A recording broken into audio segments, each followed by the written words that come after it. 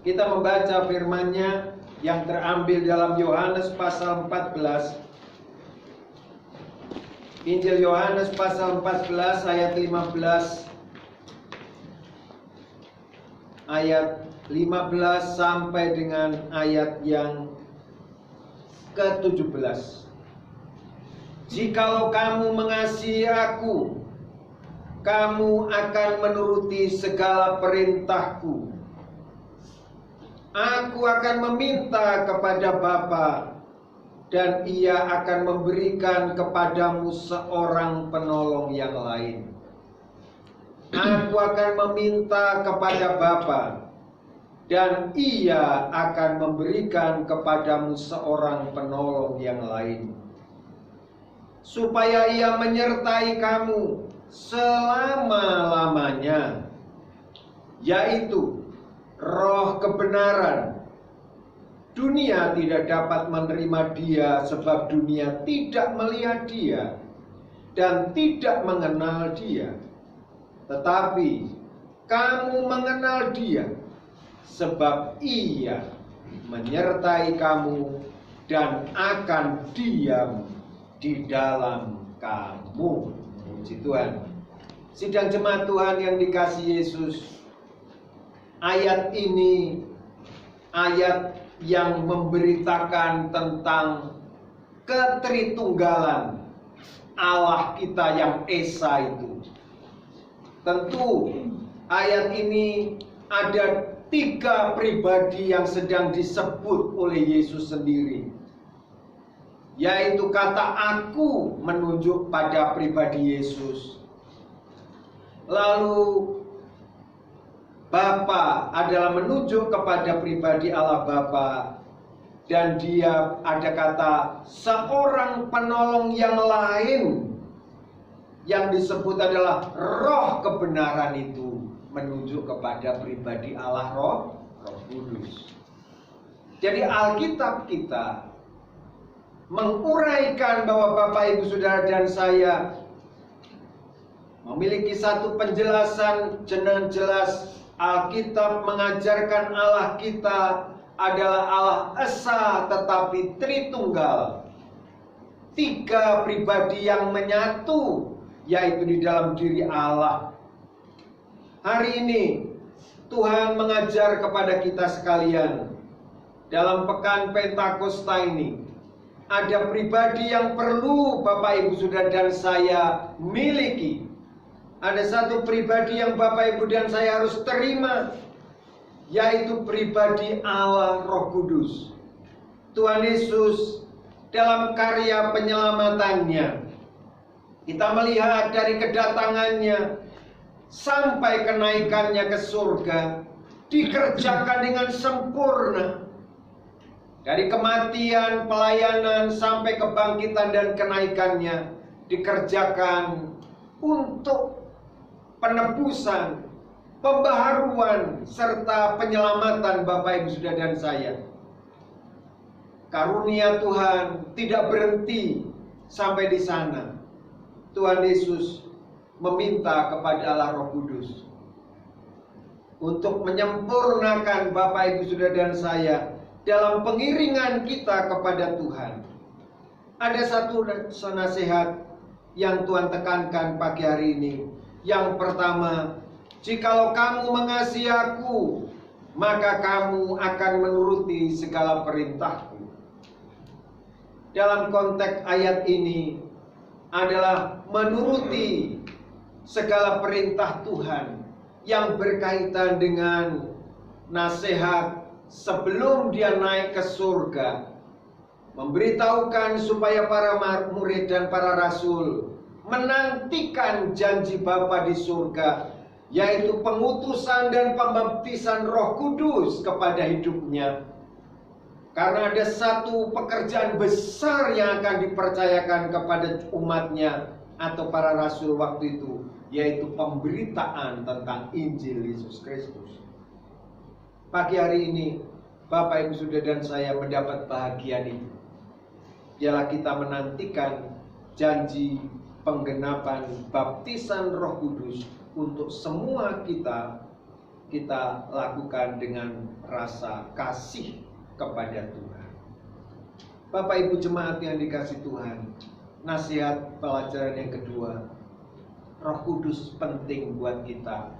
Roh Kudus sangat kita perlukan.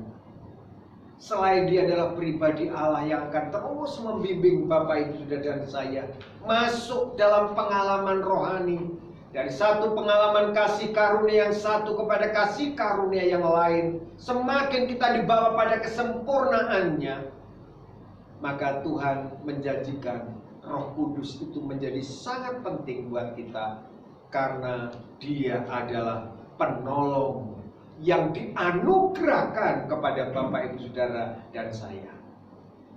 Dan penyertaannya penolong itu adalah selama-lamanya.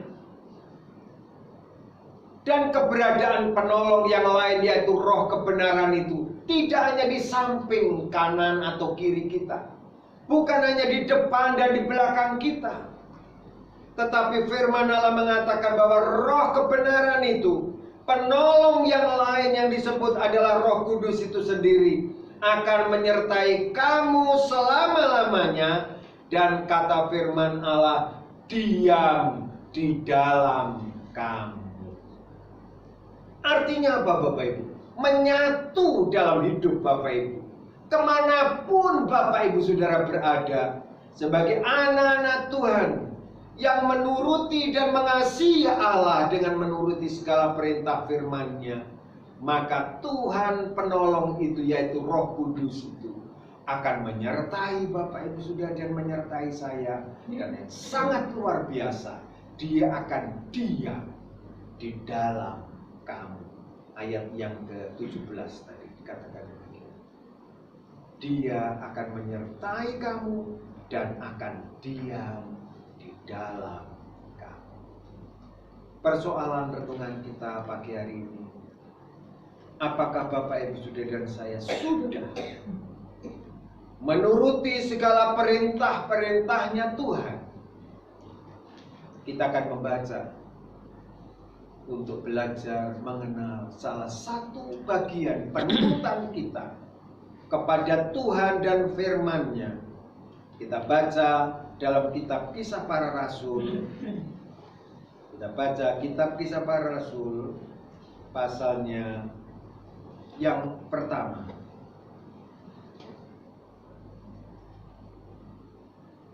Saya akan membacakan ayat-ayat itu supaya membuat kita semakin dipertajam. Pada suatu hari, Kisah Rasul 1 ayat 4 dan 5. Ia makan bersama-sama dengan mereka. Ia melarang mereka meninggalkan Yerusalem dan menyuruh mereka tinggal di situ, menantikan janji Bapa yang demikian katanya, telah kamu dengar daripadaku, sebab Yohanes membaptis dengan air, tetapi tidak lama lagi kamu akan dibaptis dengan Roh Kudus. Yohanes pasal 7 ayat 37 dan 39. Dan pada sehari terakhir, yaitu pada puncak perayaan itu, Yesus berdiri dan berseru, barang siapa haus, baiklah ia datang kepadaku dan minum. Barang siapa percaya kepadaku, seperti yang dikatakan oleh kitab suci, dari dalam hatinya akan mengalir aliran-aliran air hidup. Amin. Yang dimaksudkannya ialah roh yang akan diterima. Yang dimaksudkannya ialah roh, huruf besar, yaitu Roh Kudus, yang akan diterima oleh siapa Bapak Ibu? Oleh mereka yang percaya kepadanya. Oleh mereka yang percaya kepadanya. Sebab roh itu belum datang karena Yesus belum dimuliakan. Roh Kudus yang dijanjikan Tuhan adalah Roh Kudus yang diperuntukkan untuk kita semua. Amin. Bukan hanya pada zaman Kisah Para Rasul, bukan hanya pada zaman gereja mula-mula, tapi sampai akhir zaman ini, baptisan Roh Kudus itu, penyertaan Allah Roh Kudus itu akan dijanjikan, diperuntukkan buat Bapak, Ibu, Saudara, dan saya. Karena dia akan menolong Bapak, Ibu, Saudara, dan saya. Bahkan dia akan diam dalam hidup Bapak, Ibu, Saudara, dan saya selama-lamanya. Satu catatan yang Tuhan ajarkan buat kita adalah buat mereka yang percaya. Bukan hanya sekedar mereka menjadi orang Kristen, tapi Tuhan mau bahwa Bapak, Ibu, Saudara, dan saya menjadi anak Tuhan yang percaya bahwa firman-Nya adalah ya dan amin. Mari kita renungkan. Kalau kita percaya, kita beriman kepada Yesus Kristus. Yakobus mengajarkan iman tanpa perbuatan adalah mati. Kita hanya disuruh percaya, beriman secara rohani, secara mental, spiritual. Kita percaya bahwa apa yang kita lihat dari firman-Nya, yang kita lihat dari karya pekerjaannya, manifestasi dan karya-karya rohani yang lain, apa yang kita dengar, bahkan yang bisa kita baca dari firman Tuhan, bahwa janji Roh Kudus itu akan menyertai Bapak, Ibu, Saudara, dan saya. Dia akan menolong Bapak, Ibu, Saudara, dan saya.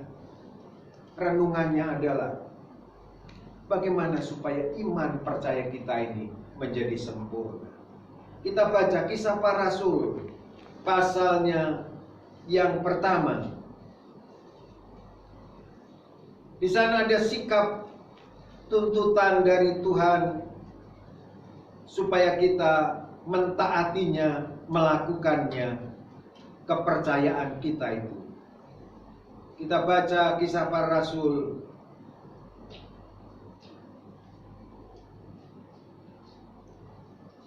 pasal yang pertama tadi, ayat 12 sampai 14. Maka kembalilah rasul-rasul itu ke Yerusalem dari bukit yang disebut Bukit Zaitun, yang hanya seperjalanan Sabat jauhnya dari Yerusalem. Setelah mereka tiba di kota, naiklah mereka ke ruang atas, tempat mereka menumpang. Mereka itu ialah Petrus dan Yohanes, Yakobus dan Andreas, Filipus dan Thomas, Bartolomeus dan Matius, Yakobus bin Alfius, dan Simon orang Selot, dan Yudas bin Yakobus. Mereka semua bertekun dengan sehati dalam doa bersama-sama dengan beberapa perempuan serta Maria, ibu Yesus, dan dengan saudara-saudara Yesus. Jemaat yang dikasihi Tuhan, dari ayat ini, iman yang disempurnakan dengan perbuatan dapat kita lihat dari ayat-ayat yang kita baca. Secara khusus ayat 14 ditulis di sana, mereka semua bertekun, lalu mereka semua sehati, dan yang berikutnya mereka berdoa bersama-sama. Ada 3 wujud perilaku orang percaya kepada firman-Nya, bahwa Allah akan memerintahkan, akan membaptis dengan Roh Kudus seperti yang dijanjikannya. Tuhan meminta kepada kita mewujudkan iman percaya kita kepada Yesus dengan 3 perbuatan perilaku ini dalam menantikan janji Bapa yang perlu kita wujudkan dalam hidup ini. Mari kita bertekun, tekun, berdampingan dengan kata setia, tekun berdampingan dengan istilah rajin. Ini adalah bicara tentang ketekunan. Ada banyak contoh di dalam Alkitab. Orang yang tekun digambarkan sebagai seorang petani. Dia akan panen. Amin. Amin. Jemaat Tuhan juga sama. Saat kita menantikan janji Roh Kudus, jemaat mula-mula para rasul memberikan teladan, yaitu menantikan dengan ketekunan. Tuhan akan menggenapkan dalam bacaan Kisah Rasul pasal 2. Mereka tekun menantikan janji Bapa, bersujud simpuh di hadirat Tuhan, menengadahkan hati. Tuhan, kami memerlukan Roh-Mu yang kudus. Yang kedua, Tuhan mengajak kita pada pagi hari ini, yaitu menjaga, membangun, mengadakan atau mengusahakan yang namanya himpunan orang-orang percaya. Tuhan minta bukan sesuatu persembahan pujian yang menggelegar sampai memenuhi kota Ngawi, tidak. Tetapi Allah Roh Kudus akan berkarya luar biasa kalau jemaat Tuhan selalu menginginkan, mencita-citakan di dalam himpunan seperti ini. Yang dijaga adalah kondisi kesehatian. Amin. Dalam rumah tangga kita mungkin sederhana. Alkitab menyatakan di dalam firman-Nya, ada 2 orang saja yang sepakat, sehati. Kalau dia berdoa kepada Tuhan, Tuhan akan menjawab semua seru doanya. Kesehatian penting. Hati kita menjadi penentu sepak terjang dan gerak juang hidup kita. Bayangkan kalau dalam himpunan ini, dalam gereja ini tidak dikondisikan dan dipelihara suasana kesehatian, kita tidak akan bisa menikmati hadirat Tuhan dengan penuh sukacita. Amin.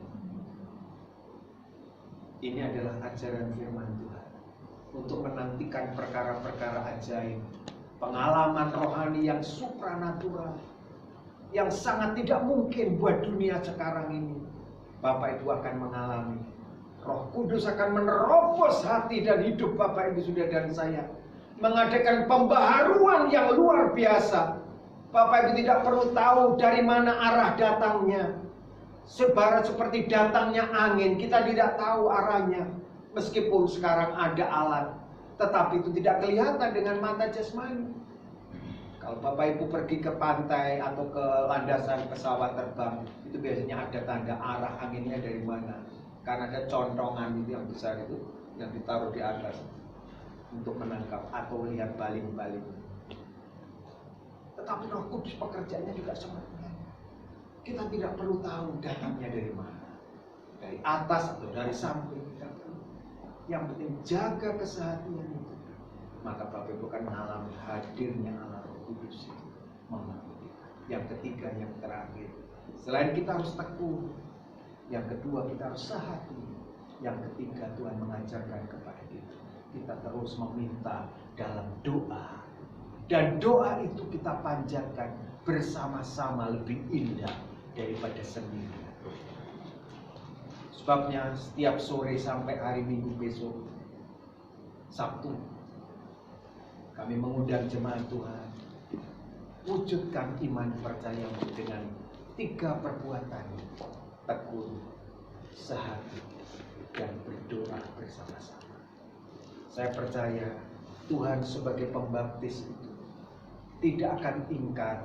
Dia akan memberikan pengalaman rohani yang luar biasa, karena Yesuslah pembaptis itu sendiri.